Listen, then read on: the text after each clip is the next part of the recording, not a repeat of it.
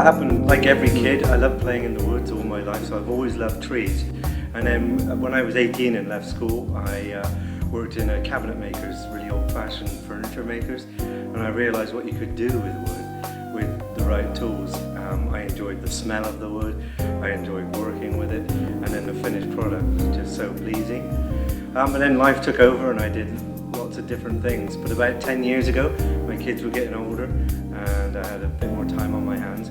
So I mentioned it to a couple of friends, and an older acquaintance of mine in his 80s just handed me these strange looking tools.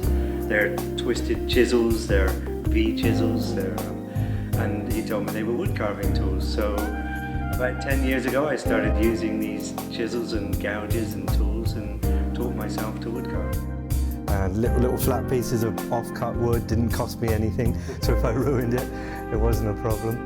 And giving them away as gifts, they're nice, they're specialised gifts, unique gifts, so that was nice too, being able to give it all away rather than accumulate it everywhere. I needed a few more power tools, like for example for the foot here behind me. It starts off as a solid block of wood. I have to do a couple of drawings on paper from different angles, and then I transfer that onto the face and the side of the wood, and I cut the general shape out, because the hardest part with three-dimensional is getting rid of the waste wood that you don't want.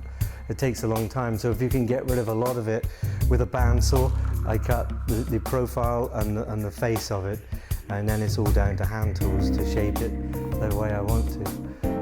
That's one method of doing it. Another was all with chisels, but you start with much larger chisels, 3 inches wide, and you cut away big pieces of wood at a time, but you're doing it in round. When you do it with a bandsaw, it's very square and blocky. So the Indian head further back I did with the larger chisels, forming a general round shape of what I wanted, and then got into the smaller chisels after that. Yeah, there are. There's some little V tools that cut like a hair, looks like a hairline, yeah, and the tiny little coil of wood that comes up away from it. Yeah, it's very tiny cuts, and because all the detail is going on the surface of the wood, but it makes it look three-dimensional, makes it look like a face coming out at you, or a foot in this case, fingernails and stuff.